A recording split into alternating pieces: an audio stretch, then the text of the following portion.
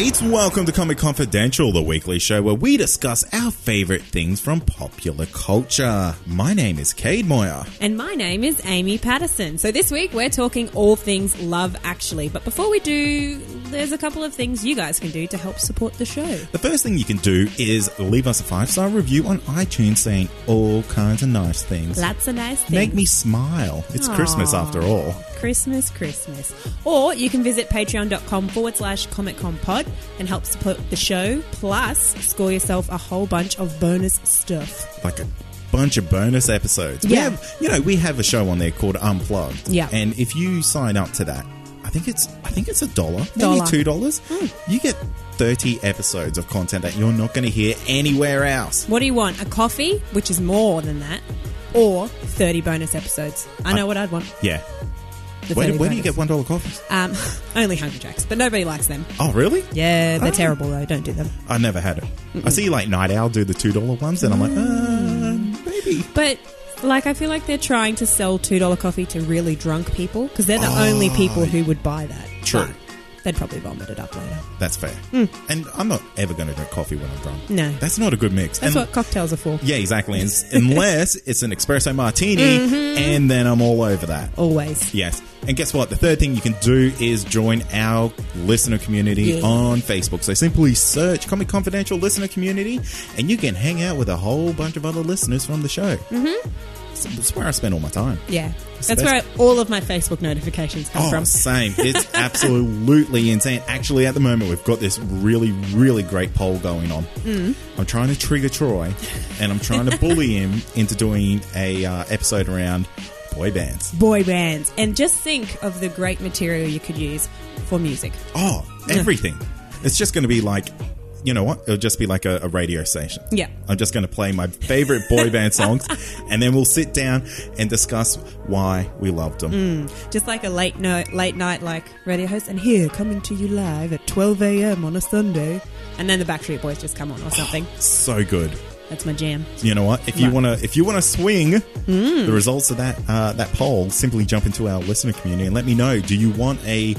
Do you want it that way? Oh, set it up perfectly. Done. Amazing.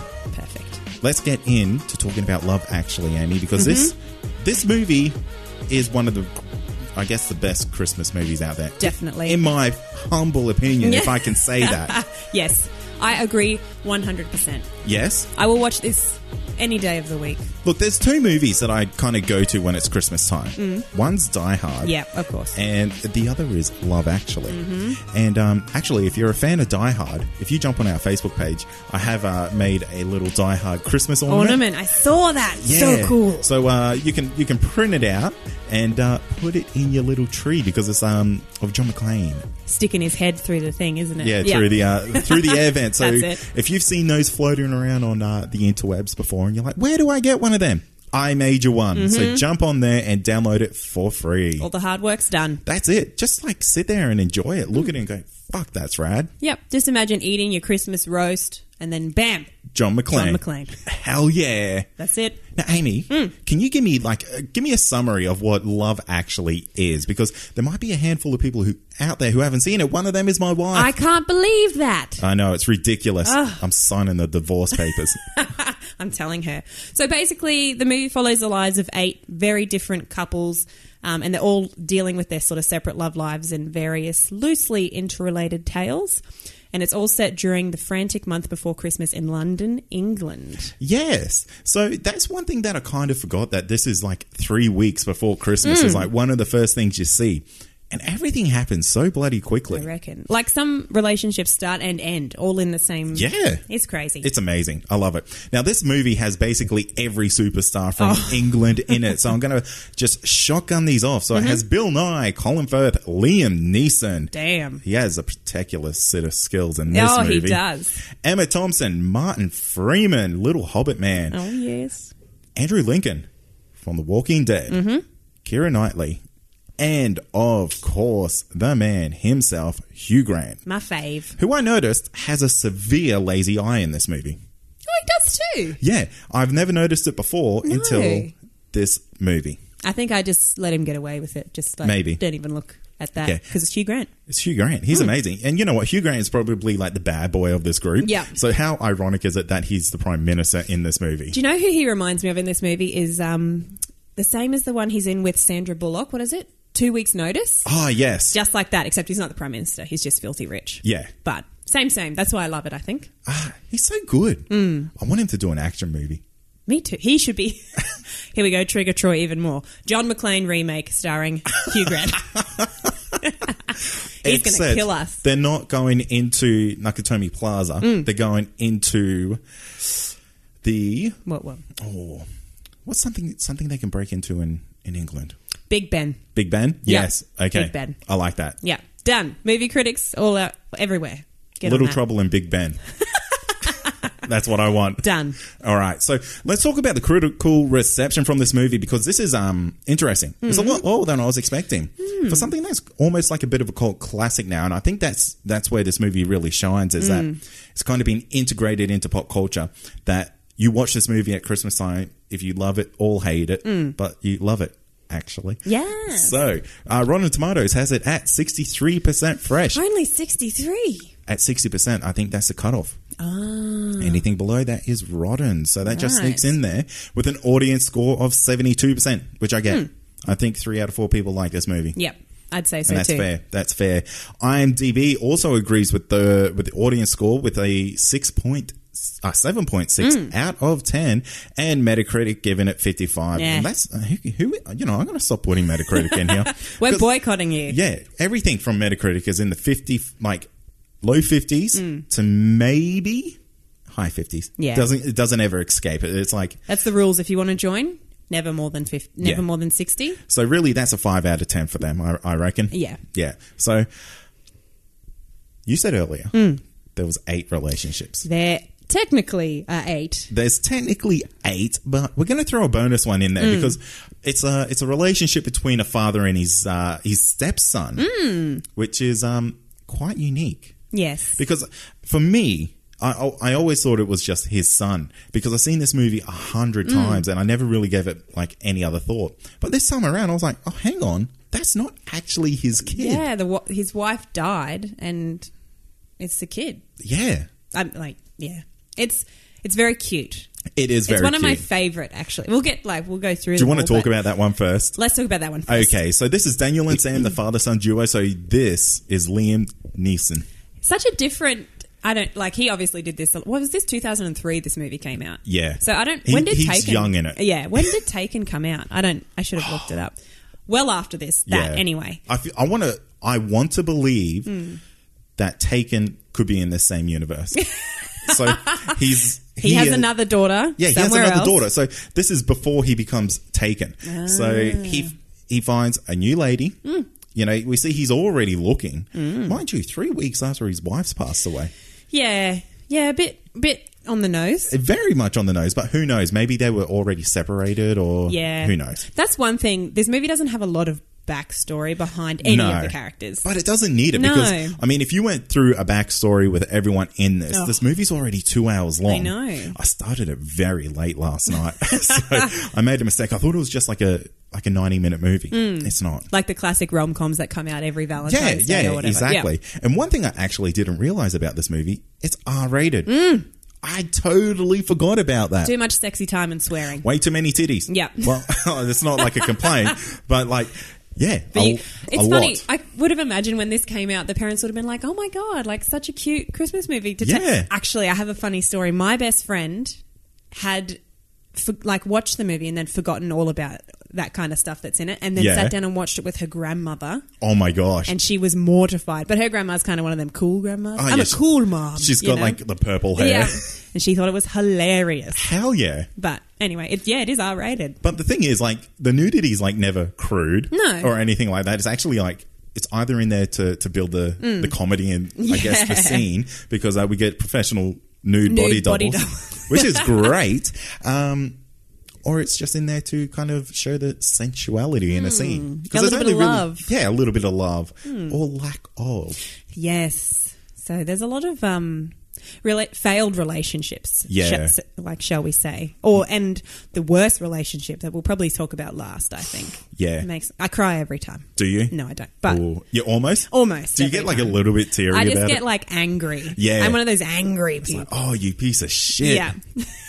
But what are their names? Daniel and Sam are the father and son's name. Yes. I don't know. We were talking about this earlier. I don't know any of the characters' names. So we'll refer to them as their couples because Yep. I don't think anyone's really going to know their names. No. Because I can say, what about blah, blah, he was a prime minister. It's like, just say the prime minister. Yeah. Or Hugh Grant, because I'll know who that is. Yeah, exactly. So, the father-son duo, very cute relationship. Yeah. And you're kind of rooting for him the whole time. Yeah, because it's kind of a weird thing. I guess it's been his wife's died. He's trying to build morale, but he's essentially helping his son get a girlfriend, I guess, or Yeah. try to. They're very young. They are. And he's banging on them drums, and I'm like, I mean, he looks like he belongs in grade 5. Yeah. But I think he would be about grade 6, grade Yeah. 5. He looks pretty young. But I mean, it's the bromance. I mean, Yeah. of father and son, as far as a bromance can go. That's a dead set bromance. So they'll be bros until, much, much later. Until he's on. 18, at least. At least. And then he'll get taken. Yeah. Taken. What are we up to? 4. Taken 4. Taken 4. I think the new one's now called Taken the Piss. It's way too many. That's it. So let's talk about one of the relationships that I thought was like one of the sweetest, but one of the ones that I thought was probably the one I didn't care about the most. Jamie and Aurelia. Yeah. Aurelia? Aurelia. Yeah, we're reading these names well.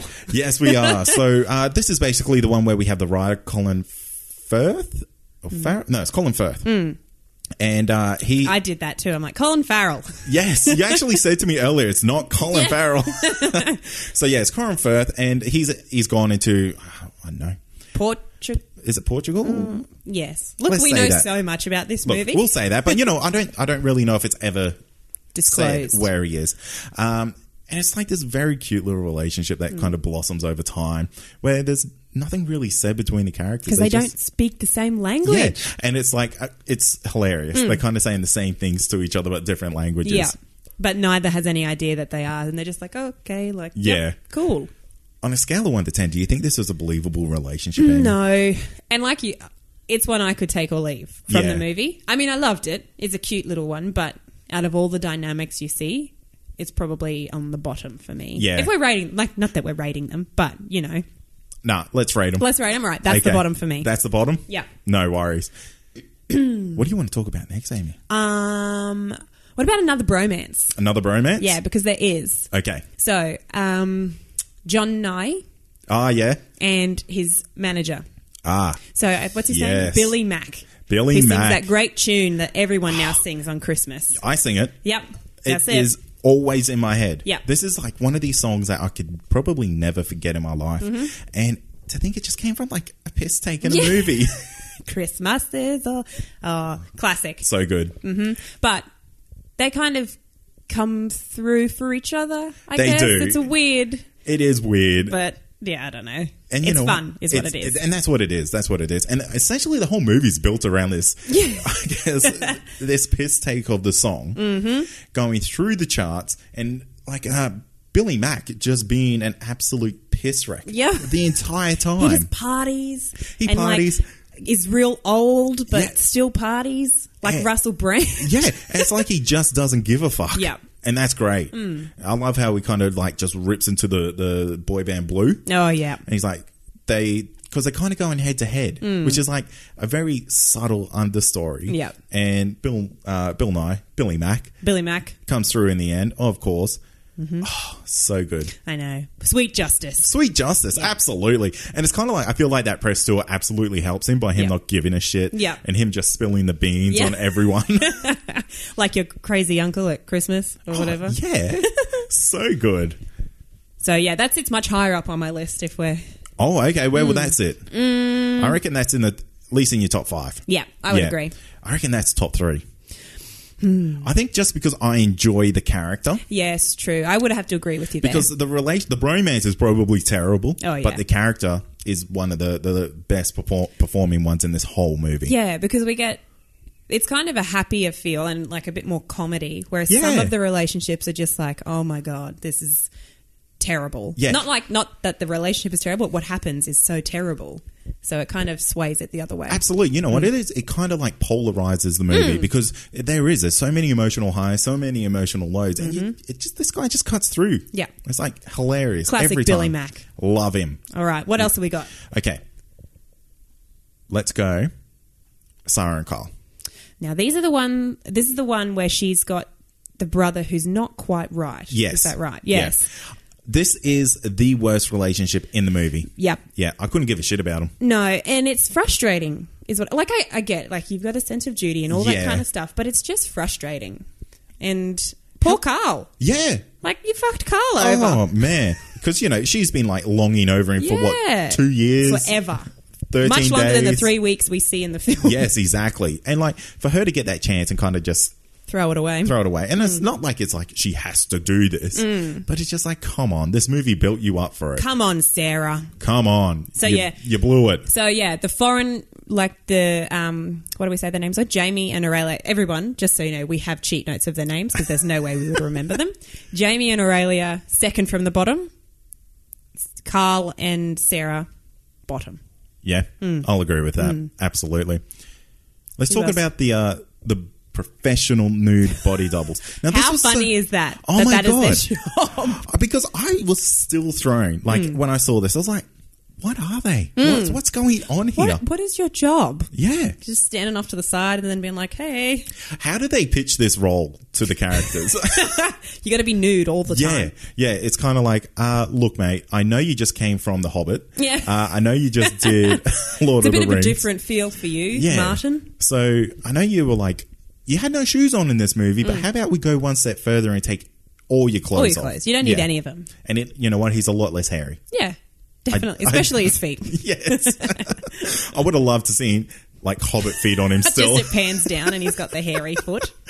Hell yeah. And the girl is just like, no, this isn't going to work. Yeah.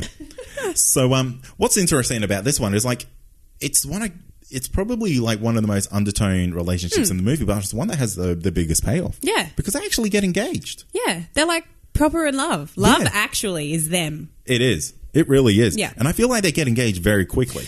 Definitely. I mean, they must be working. I can't even remember. Look, I watched this like last week, but I can't even remember now.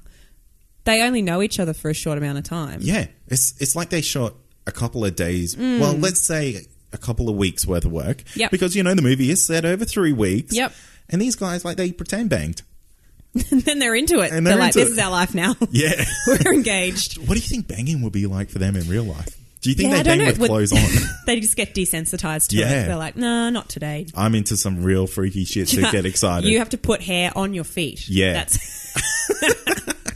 But no, they're probably in my top 5. And like, they're not much in the film, but like you said, biggest payoff. The biggest payoff, absolutely. They get engaged, and they get engaged what looks like in the scene after Christmas, where we don't really get much of a time frame on that from memory anyway. Yeah. Look, a lot happens in the movie. I reckon it was 6 weeks. Yep. I'm saying that. Yeah. Hard and fast. Hard and fast. Oh, that's how they like it. That's it. Hello. All right. Colin and the Americans. Colin is just like a classic bro. He just is. Like, got all these chicks, gonna get it. Yeah, absolutely. This guy is like down on his luck in England. He's like he's working as a little like waiter. A bus boy, and he wants to be the stereotype, I guess, backpacker. And he throws it all on black, and he's like, "Let's go! I'm going to America." And off he goes. And they're gonna love my charming British accent. Yeah, but his boy's like, nah, it's not happening. And then you kind of like, that's really all you see from this. It's like all these stories lightly intertwine. He's serving some of these other cast members in our list. I love that though. Yeah. That it's like you do see that. And a lot of films have tried to do this. But not as well. Not as well at all. And I haven't seen half of them.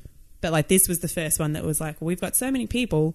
We're going to make it work, though. Yeah, it's great. So, he then goes over to America and just gets 3 of the most stunning women that you'll ever see in movies. It's like his life is complete then. Yeah. He's done. Why would he come back? I wouldn't. No, he's Not set. at all. Colin, see you later. Yeah, catch you later, mate. You've got the life. So where do you rate him? I reckon lower 10, lower 5. Yep. I mean, comic relief. Yeah, exactly. He's funny. This guy wanted to live in porno land. Yeah. And he did. Yep. He lived the porno land world. He saw a dream and he made it come true. That's quite deep, actually. Just for Colin. Yeah. Follow your dreams there, kids. Who we got left? Okay, so we're getting down to the pointy ends here. Yes. This is like, these relationships start getting controversial. Very. So, what about we go the Prime Minister? Yeah, okay, because I didn't want to make him number one. Nah. Hugh Grant, as the Prime Minister, absolutely scene stealer whenever he's in it. The dancing? Classic scene. Oh, I want to dance like Hugh. Laughing.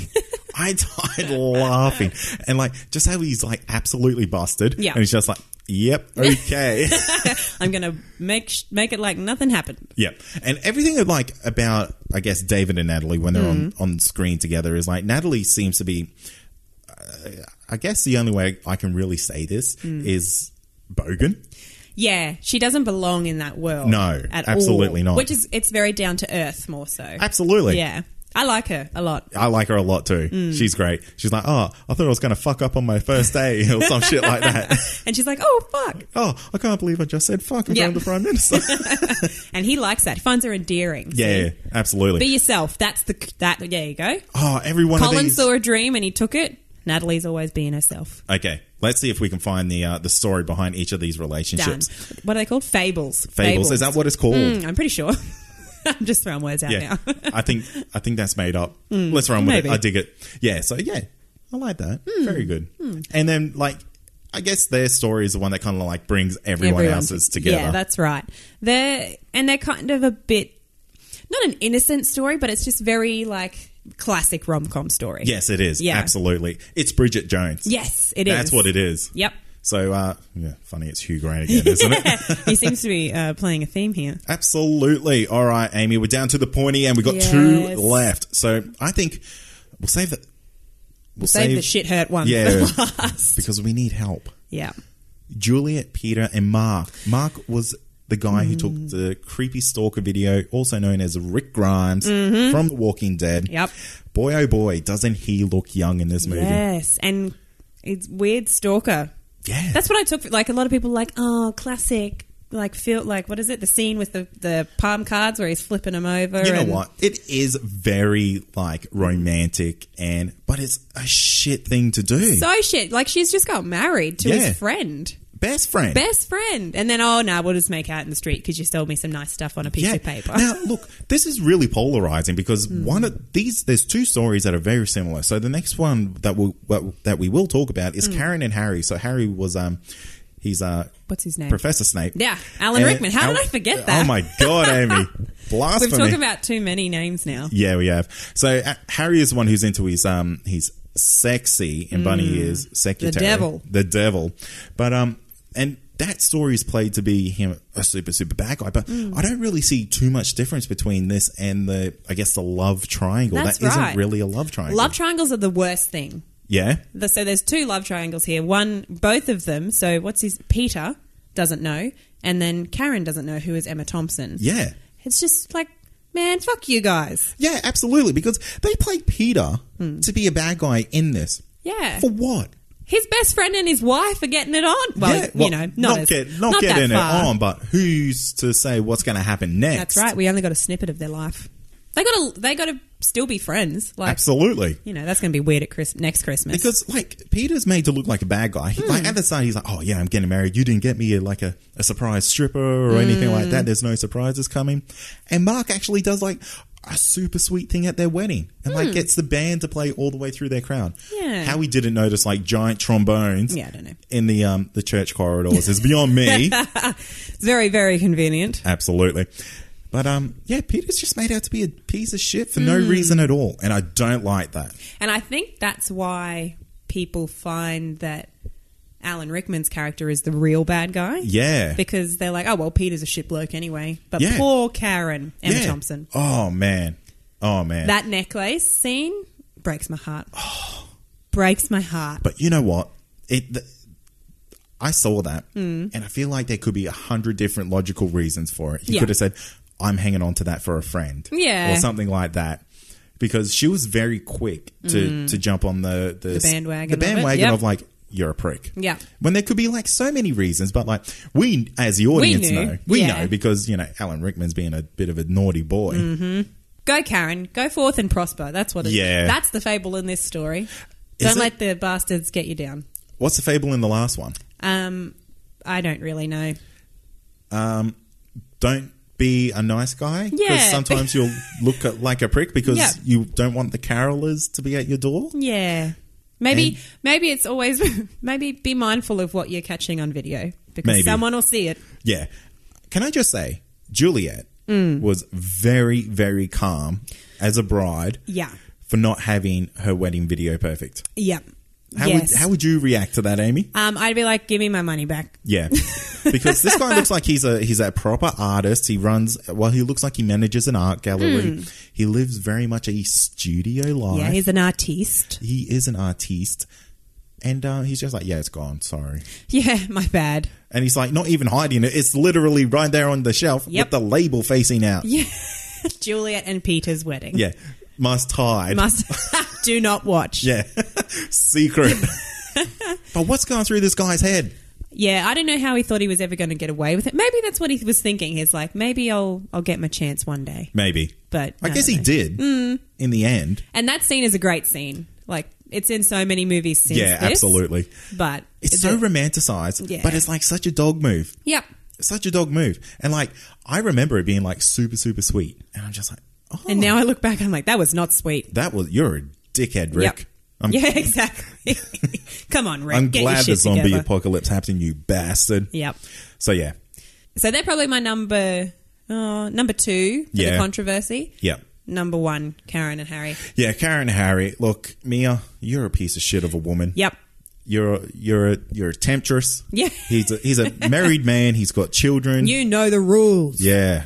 But, I mean, it's bad that we put number 1 and 2, the bad relationships, because there are good ones in this. There is good ones. But these are the ones that hold the most weight. Yes. They're the ones you're really watching. And I found that when I watched this back because I've seen it so many times. I was like, I got to watch this scene where poor Karen gets her heart broken. Oh.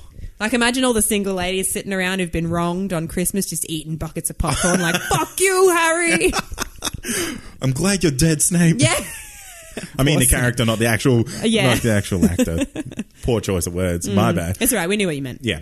But, oh man, I feel so much for Karen in this because like she has a family. Yeah. Well, he has a family. They have a family together. Yep. And she's like, I need to like just stay strong. I'm going to take all the responsibilities now. Yeah. And I'm like, no, Karen, that's not what you do. And you know what? She doesn't even like treat him like shit. No, she's so nice. She is way too nice. I'd be a vindictive bitch. I'd be like, get out of my house. It's like, what'd you fucking do? Give me that necklace. Yeah. Anyway, there you go. Number 1 for the controversy. Absolutely. Amy, got a couple of questions for you. Okay. Is this the best R-rated Christmas movie ever? Definitely. This is probably the best R-rated movie ever. Oh, my God. I'm putting it out there. Fight me. Oh, you know... Don't really, though, because I would be no good in a fight. You throw copies of Love Actually at them. Now, you got to remember that Die Hard is also an R-rated Christmas movie. Oh, yeah, it is. What do you watch? What if you had a coin and... No, you didn't even have a coin. You had to choose. It wasn't up to luck. Oh, I don't know. Okay, I'll choose this one because there's other Die Hard movies. Good answer. Got you. Got you on a technicality. Yeah, absolutely. Okay, that's a good pick because it would be really hard for me to kind of decide between the two, especially if my wife hasn't seen this. I'll be like, look, you have to watch this, and then we could probably make watch an executive decision because we're all about relationships with this film. Yeah, there absolutely. Yeah, what can be our fable on that one? Yeah, I don't Working know. Together, Yep. Being a team is teamwork always pays off. Look, I'm pretty like split on it because I really do love Die Hard. Oh, me too. Die Hard is great. Die Hard is like the number 1 Christmas movie, but I guess it depends on the flavor of the night. That's right. You know, if you're feeling the action, absolutely Die Hard. Yeah. Sometimes you do that, don't you? You're like, I need to watch an action film tonight. Yeah, absolutely. I don't think there's a wrong movie to pick. No. In my opinion. No, I would agree. Because I think you're going to win either way. This movie's great. Die Hard is great. Yeah. I don't think you can't go wrong. No. Just play them one after the other on repeat. Yeah, absolutely. That way everyone's happy. Mm-hmm. That's it. That's our take on Love Actually. That's our take on Love Actually. If you like Love Actually, let us know. Is it I think it's a hit. I think it is too. Definitely a hit. No matter what all of those critics say, it's a hit. Yeah. You know what? It's the cult status, though, that's kind of got it to where it is. Yeah. Do you want a sequel? Oh, I'd love to see what happens with Karen. Yeah, I want a sequel. Yeah, I'd have a sequel. Who do you want it to follow? Well, it can't. It can't really follow Karen anymore because Alan Rickman's not around. But actually, it could show that she left him. Maybe that would work. Actually, I'd need to see what happens with Keira Knightley and the love triangle there. I think that something needs to show there. Yeah. We don't really need to see from the Prime Minister because he was all happy Larry. Yeah. The nude body doubles. Need to see how their marriage goes. Oh yeah. What about the American Travellers? American Travellers. Colin and the Americans. Nah, could give or take him. Really? Yeah. I'd want to see in lieu. I want to see Colin Firth's character learn Portuguese or whatever. Oh yeah. And then we can finally. So you think you think they would still be engaged? Maybe. Because it was very weird. It was weird. That was just weird. Yeah. But a lot of relationships in this film are weird, we've said. Look, guys, we've said enough about Love Actually. Let us know what you think. And you can do that on our social media outlets on Facebook, Instagram, Twitter. Just simply search Comic Confidential. All the things. All the things. We're kind of everywhere. Yeah, we're kind of a big deal. Are you saying we need to do Mean Girls? Yes, that's 100% what I am saying. We'll make fetch happen yet. Absolutely. I want to watch Mean Girls. I'm going to watch Mean Girls when I'm going to watch Mean Girls tonight. I can love that movie. Hell yeah. Watch this space. Mean Girls. Review coming. It's a Christmas movie. I mean, it is a Christmas movie. Yeah, we had to speak to dance. Yeah, it counts. Done. Troy, sorry, you overruled. Yeah, sorry, mate. It's either boy bands or Mean Girls. Imagine, he balked so much at the Ariana Grande film clip, which is Mean Girls. Yes. Oh, poor Troy. It's so many good movies, kind of referencing that, because you got Mean Girls, you've got Bring It On, you've got all the classics. It's so good. Suddenly 30. Yes. And what's the last one? It is not Pretty in Pink. It is Legally Blonde. Legally Blonde. Ah, so good. I was like, Pink, yes, that is it. So if you're impressed by that, hit me up at Twitter at ComicConPod and let me know if I missed anything else in the Ariana Grande video clip. But for now, I'm Cade. And I'm Amy. And this has been Comic Confidential, a pop culture podcast. Ba-dum. See ya. What's a ba-dum? It's like a finish. It's not finale. I don't know. I'm just making sounds now. Oh, okay. Because I can finally make sounds because I've decongested. Yeah, you sound a lot less manly. Yeah, I'm considering no longer we called Adam. this 2 days after. Yeah. I'm still not well enough to hold your little baby, though, so I'm sad about that. Damn it. Oh, well, life goes on. That's my fable. That's your fable? Yeah. Life goes on? Life goes on. YOLO. If you love this podcast, then head over to ComicConPod.com to check out the other incredible shows on our network. Whether you love comedy, pop culture, or movie and TV reviews, CC Radio has got you covered.